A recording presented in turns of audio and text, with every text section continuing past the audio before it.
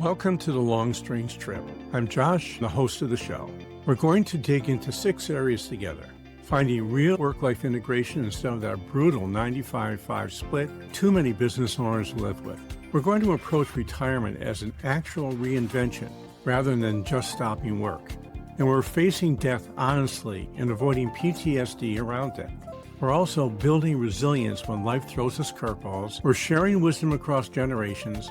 And finally, we're understanding the patterns that show up in all our transitions. I'm not coming at this as an expert. I'm a fellow traveler, figuring this stuff out in real time, especially now as I navigate my own dual cancer diagnosis at 73. Welcome to the Long Strange Trip. I'm glad you're here. Hey, how are you today? This is Josh Patrick, and you're at the Long Strange Trip podcast. And my guest today is Rose Zealand. Rose is a certified financial planner, a certified financial transitionist, and most importantly for today's conversation, she's a death doula. We had a death doula on a few weeks ago, and Rose has a different way of doing the work, so we're going to talk to her about that and who she serves, which is a different population than most death doulas serve. So let's bring Rose on and start the conversation. Hey, Rose, how are you today? I'm great, Josh. Thank you so much for having me. My pleasure. So the question I have is, first of all, can you explain to folks what a death doula is? Yeah, absolutely. So death doulas, also known as end-of-life doulas or end-of-life transition guides. There's a lot of different ways that we can be referred to. We are people who sit with others through the ending stage of life, as well as their circle of care. So, for example, sometimes the people we work with are the person who's dying. Sometimes the people we work with are a daughter or a child or a sibling, somebody who needs a little extra support, even when the dying person themselves doesn't want a death doula immediately available. So we can support the people who are losing somebody they love as well. And the work that we do is it's multifaceted. Part of our work is education, so helping people understand what the dying process is, what that looks like, what to not be afraid of, for example. There's a lot of open-ended exploration about what it means to be dying, what life has looked like for that person, giving the person at end of life the opportunity to tell their story and have it heard and captured and witnessed. And with that, too, helping to explore what they are needing and wanting at end of life and helping to then advocate for those desires as well. So if it is, for example, all the medication, all the care, all the procedures, all the treatment, helping to advocate for that. If it is the opposite of that, helping to advocate for that as well. So it's a lot of witnessing, it's a lot of exploration, education, advocacy. Those are the key components of working with the person at end of life or their support. And then many doulas also work in the after loss space as well, helping to process some of the grief initially of the people who are left behind and, kind of orient sometimes to the logistics that are involved after a death as well. So not all doulas do that part, but it is a common thing that we do. So your specialty is working with people who are 40 and 50 years old or at end of life. Is that correct? Yeah. How did you end up there? Great question. So, and the 40s and 50s is not a hard cutoff that if you're not in your 40s or 50s, I won't work with you. But generally, I'm going for people who are dying too soon, which I regard as kind of pre-retirement age, generally speaking. Right. And the reason that I chose this demographic is because my dad died too soon. And he died just a few weeks after his 61st birthday, which is that's too soon. And seeing where he was in life financially, seeing where he was in life emotionally, he was very mid-stride in so many ways. There were a lot of things that he was still looking forward to. There was a lot of unfinished business. And unfortunately, in my dad's case, there were also a lot of regrets as well that didn't get to be resolved at the end. So just being with him, seeing that kind of the unique challenges, the unique concerns that come up when you are mid-stride in life and you're interrupted by a terminal diagnosis or a diagnosis that we don't know yet if it's going to be terminal. In the case of cancer, maybe you survive it, maybe you don't, maybe you're living with cancer for a number of years, however that transpires. It's a unique constellation of considerations, both financially and emotionally and cognitively. And there's not a lot of people who focus in that specific demographic. Typically, we think of end of life as, ripe old age. We're a cute little old person and we have lived a good life and we're passing. That's perhaps the ideal. But we don't all get to have that ideal. And I'll just say, too, that there are some doulas who focus on working with kids, infants and children and teenagers. Oh man, yeah, that's tough. Yeah, that's a tough one. Yeah.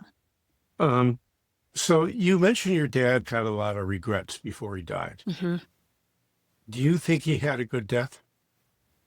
Well, okay, I'm really glad that you asked this question, especially the phrase "good death," because I kind of struggle with this phrase. So it's sort of my, it's my question with, not having PTSD with death is, I mean, the counterpoint or counterpart of that is, how do we have a good death? So I'm curious that if somebody has a lot of regrets, they get to the point where they die with a lot of regrets, Mm-hmm. Is it possible for them to have a good death, and how do they do it? Yeah, I think I want to start just by talking about good death in general. Sure, please. Because it's alluring, I think, to have a standard definition for what a good death means. But I really want to emphasize that this is something that is highly individual and highly personal. And what I define as a good death may not be what you define as a good death. I believe that the definition of what a good death is lives with the person who is dying. And it is... I would agree with that, by the way. Yeah, and it's part of their autonomy to be able to express what that is and to have it respected and upheld by the people around them. And to just give a quick story of something that in the eye and the perspective of the dying person constituted a good death, but was incredibly difficult and painful for his circle of care to witness. I read this story in a book called Advice for Future Corpses and People Who Love Them, which is a phenomenal book. Highly recommend it. But it was a story of a gentleman. I could get some of these details wrong, but he wanted to die like an animal. That was his explicit and express preference. So no medication, no bathing, no company, no interventions whatsoever. He wanted to experience all of the pain, all of the secretions, all of the changes. He wanted to experience all of that. That was, to him, a good death. And meanwhile, the people who cared about him, his family and friends, were extremely uncomfortable by his choices because in their perspective, they were seeing him suffer because he was in pain. They were seeing him, his body kind of erode in part because he wasn't taking care of it with bathing or eating or drinking or things like that.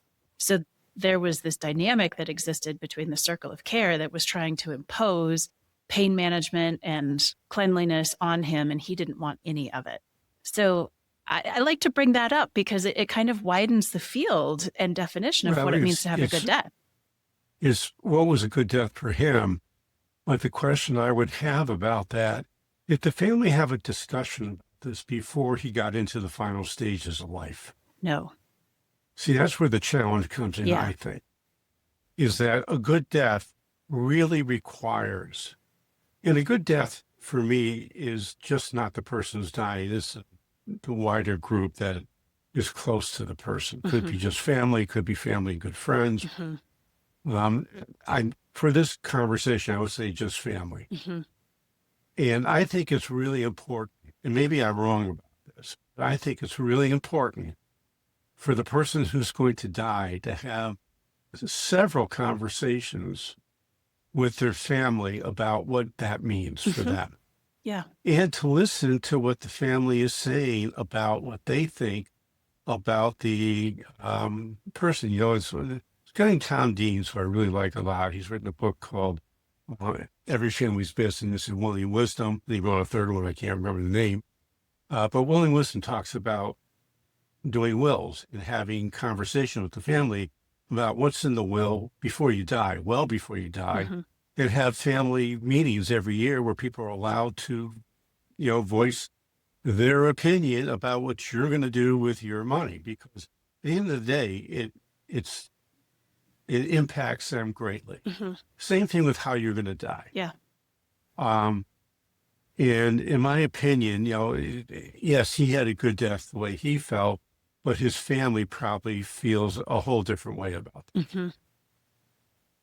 I would rather see everybody have consensus and agree that this is the right thing for my father or my mother when it gets time for them. Hmm. I've had several conversations with my family. In fact, I came up with a new idea is, yes, I will be in control of my life up until my death. Once I'm dead, you decide what you want to do with it. Hmm. Do you want to have a memorial? Do you not want to have a memorial? Do you want to have, we're not going to do a standard burial or standard cremation. We already know that because we decided against it, or they've decided against it. But I'm leaving that up to them. Hmm. I'm going to be gone. What they do should be appropriate for them. Hmm. But I want to make sure we have a discussion about that as a group before it happens. Right. So that's my, that's sort of my definition of what a good death is. Yeah. Yeah, I appreciate that. And I think you mentioned the word consensus, that everybody is in agreement basically about how things are going to go. And I think Yeah. that's also interesting too, because there's a lot of families and circumstances where consensus isn't possible. An example being where religious faith of the dying person and the rest of the family is different. And the person who's dying would like to have rites performed according to their set of beliefs, but the family would prefer to have rites performed according to their different set of beliefs. So, consensus isn't always possible, and that's where having the support of a death doula also can be helpful, or sometimes a mediator or somebody else can help to have those conversations. Maybe it's working towards certain compromises, or in some cases, it's up to survivors to accept the decisions and the preferences of the person who's dying, or vice versa. We don't always get to agree.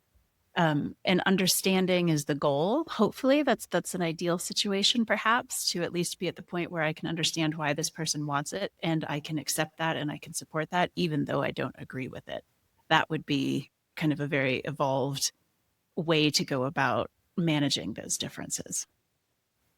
How about differences between siblings, which I think happens probably a lot more than between parents and children? Yeah, this is a really tricky one. And it's probably the one where I see the most fracture and trauma and hardship that is either carried on or introduced in a family system is between siblings. Um, it's really difficult when there's grudges that have been carried for, in some cases, decades, for whole lifetimes since childhood, and the way that those grudges manifest in differing opinions and perspectives and personalities in the choices that are made for the parent who is passing, or in the decisions that are made afterwards, or in squabbling about who gets what after the passing, if it wasn't clearly outlined with, here's why I'm giving such and such to so and so.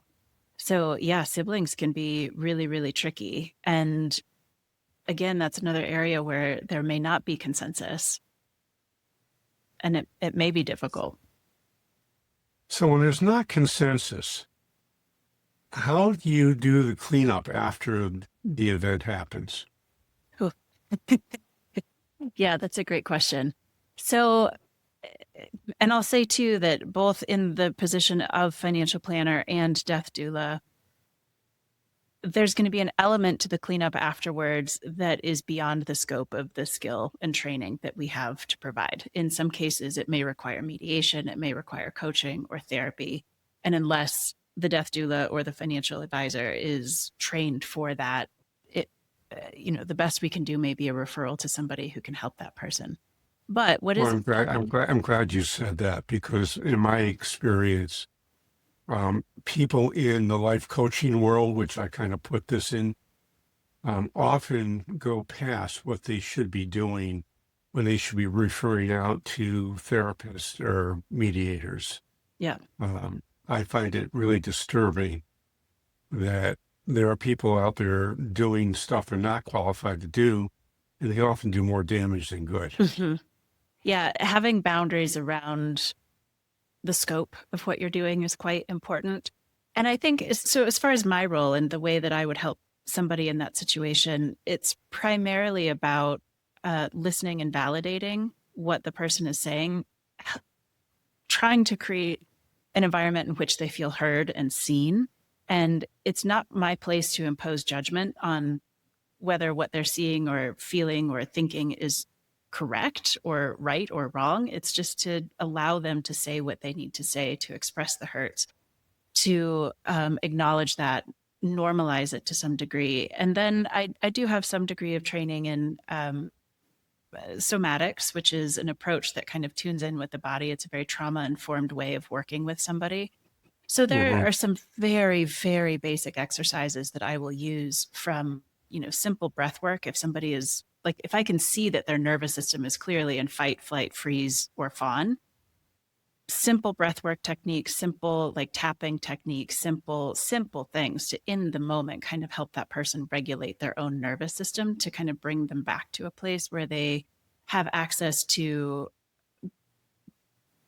more advanced cognitive thinking, we'll say, instead of like a fight or flight response to the situation. And that's my scope. So when it starts to get really deep, or, we're working with decades worth of wounding here, I'll do my best to be present in the moment, but also strongly encourage and help make references and connections to a therapist or somebody who's more appropriate. It makes a lot of sense. So you're working with 40 and 50-year-olds, or at least Mhm, that's your target that you're mhm. working with. And I'm going to assume that's a much more challenging age group to work with than somebody in their 70s.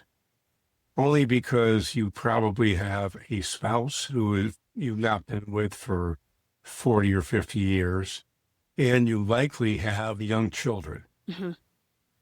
And how do you help the young children understand what's going on? Yeah. Yeah. So this demographic is very much the sandwich generation. So it's not just young children, but it's also potentially parents that the person with the Right. diagnosis is caring for. Um, which is, you're right, it is a very challenging demographic because there's a lot going on for 40 and There's 50 more year moving olds. parts than there is with older people. Yes, generally speaking, yes. So when it comes to talking to younger kids, I start with just exploring with the person uh, their fears, their worries, what they think that they want to say or not say, why they think they want to say or not say it. Because there's, with parents, there can be a tendency in some cases to overshare, and there can be a tendency to undershare as well. And that I think is a perpetual challenge for parents, is to kind of find the right amount of sharing that's also age appropriate for that kiddo. So we spend some time just kind of exploring that, kind of where they see that spectrum of how much to share and what not to share, when and how. We can pull in resources about how to talk to kids. I'm not a specialist with kiddos, so this is another area where if it's very complicated or very tricky, I would make a referral to somebody who does specialize in working with kiddos. But there's a lot of resources out there. There's so many, if they're really young kids, there's a lot of children's books about death and dying, and even about this, mostly about grandparents dying, but there are some starting to come out now about mom or dad dying as well. And stories are such a powerful way for kids to start to relate to difficult information and for them to start coming up with their own questions. There's also a lot of support groups and resources for the parents in discovering age appropriate ways to talk to their kiddos. And so those are things that we do too. Is my general perspective is to allow the child to express their natural curiosity about what's going on and to answer them honestly in age appropriate ways, and to not hide or sugarcoat what's happening, because kids are so perceptive. They see everything, they notice everything, and their little brains are working overtime to make sense of what's going on around them. if the adults in their life aren't talking to them about what's going on, but they sense that there's stress and strain, they pick up on that and they start to make up stories that explain why mommy and daddy are so upset or stressed out or crying all the time or whatever. So they're going to invent their own story, which is going to have a significant impact on them for the rest of their lives. So my personal perspective, which I do not impose on the people that I work with, but I think an ideal situation would be for the parents to provide the kids resources that are age appropriate, that allows the kids to generate their own questions and ask freely, and then to be answered honestly. So,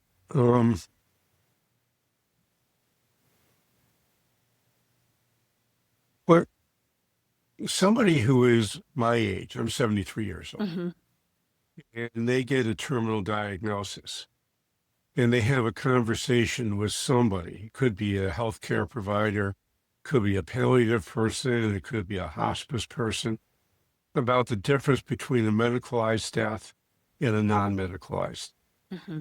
And most people my age will choose a non-medicalized death when they understand what a medicalized death actually is. I call that being part of the medical industrial complex. Mm-hmm.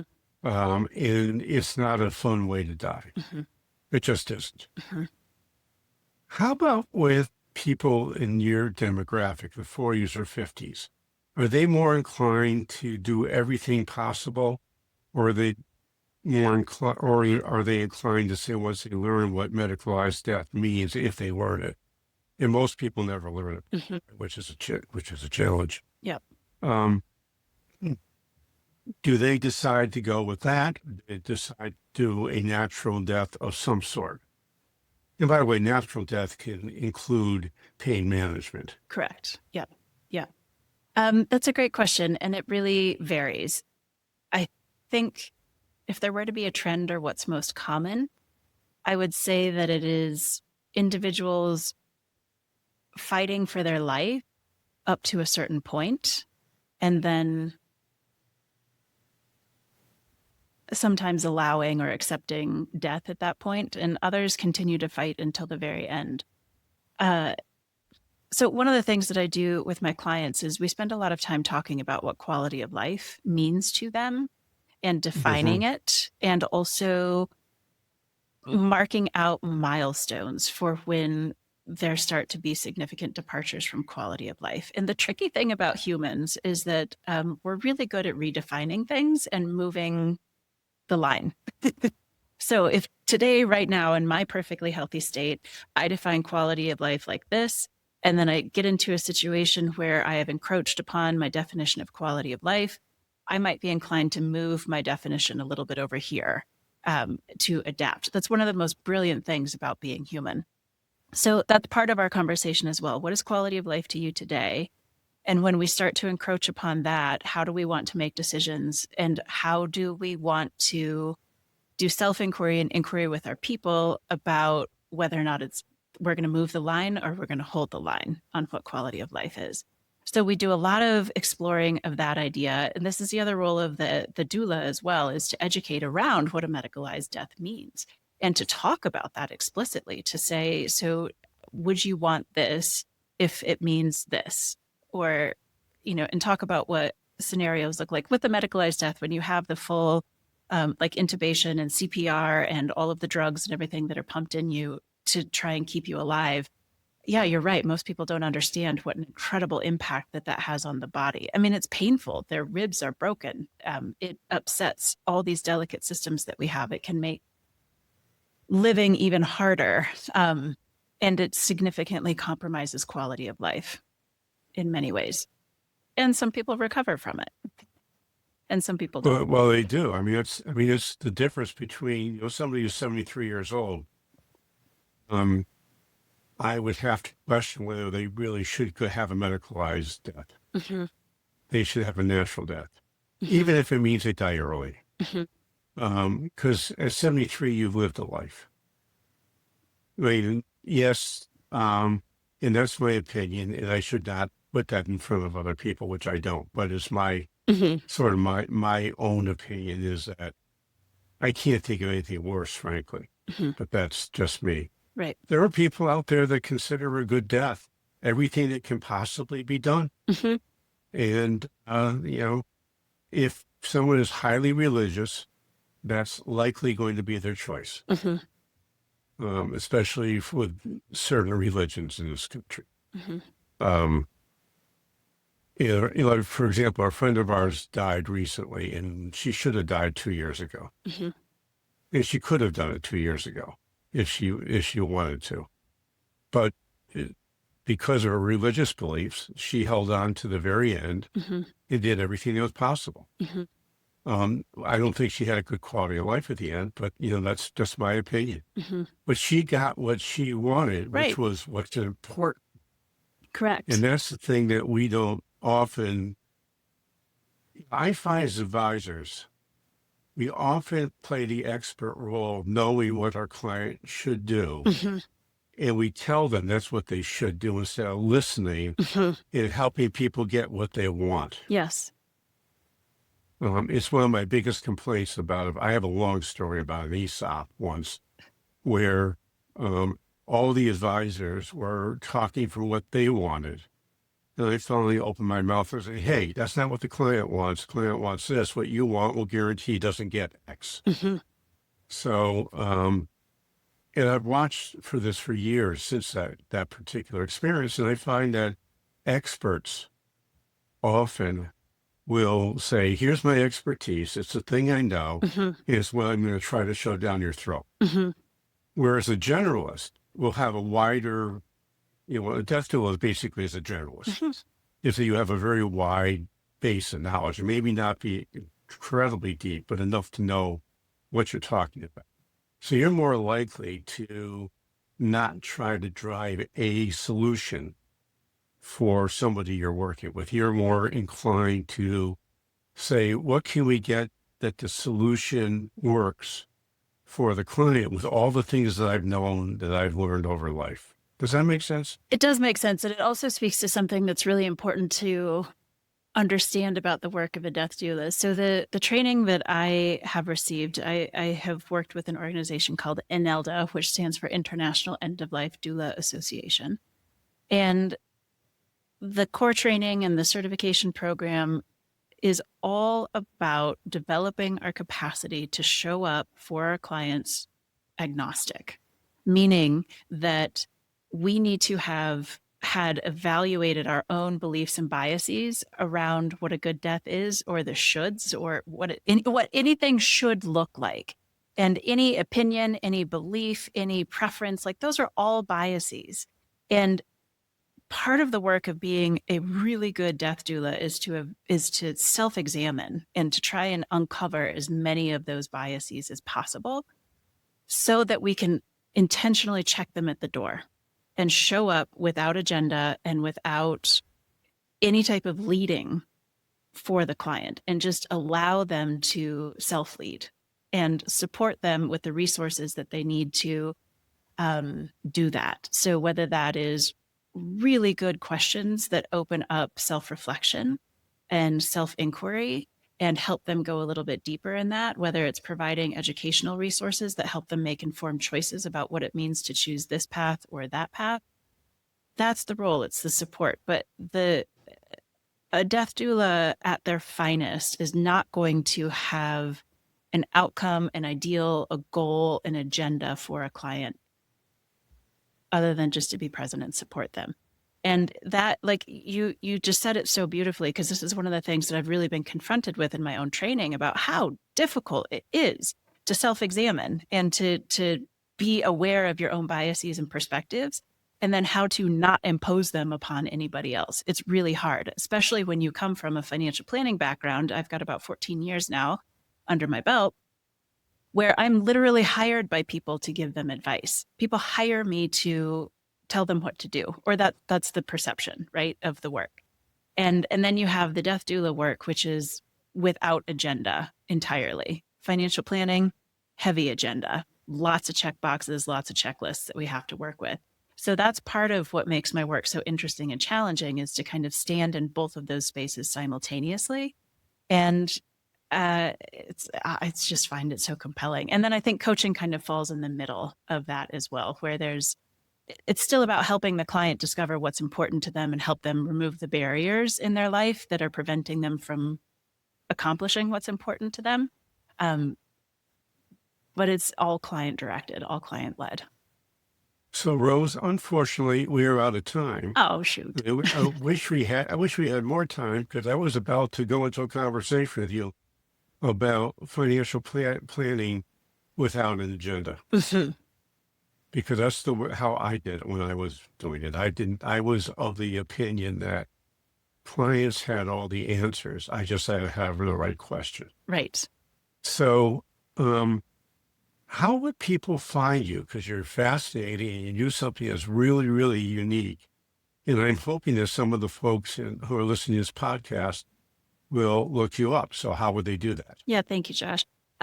Best way is my website, which is deathandmoney.com.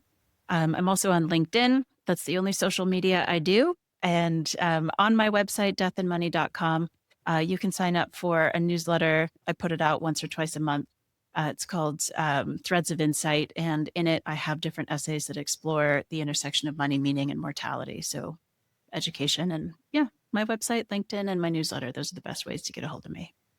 Cool. And I've got two things I'd like you to do. First is wherever you're listening or watching to this podcast, please give me an honest rating and review. If you love me, you give me 5 stars. If you hate me, you give me 1 star. And I only cry for 10 or 15 minutes when I get 1 star, but I get over it. And the other thing is, and I'm serious about this, if you're listening or watching to this podcast and you think you would be a good guest, just raise your hand, which is what Rose did. That's how she got on the show. I was making the presentation and she raised her hand. And here she is. So if you're interested in being on the show, send me an email at jpatrick@stage2solution. That's the number 2, and solution is singular. jpatrick@stage2solution.com. I'll send you a link. We'll set up a time to talk and see if this podcast will be good for you. So this is Josh Patrick. We're with Rose Zealand. You're at the Long Strange Trip podcast. And I thank you for spending some time with us. And I hope to see you in the next episode. Bye. Thanks for spending this time with me today. I really appreciate you being part of this journey. I'd be grateful if you'd leave an honest rating and review. It helps other people find these conversations, lets me know what's landing with you and what isn't. If you love the show, give us 5 stars. And if you hate it, give it 1 star and I'll just cry a little bit. Keep asking the hard questions. Keep being honest about what's difficult. And remember, we're all just trying to figure this out together. I'll talk to you next time on The Long Strange Trip. Thanks for stopping by.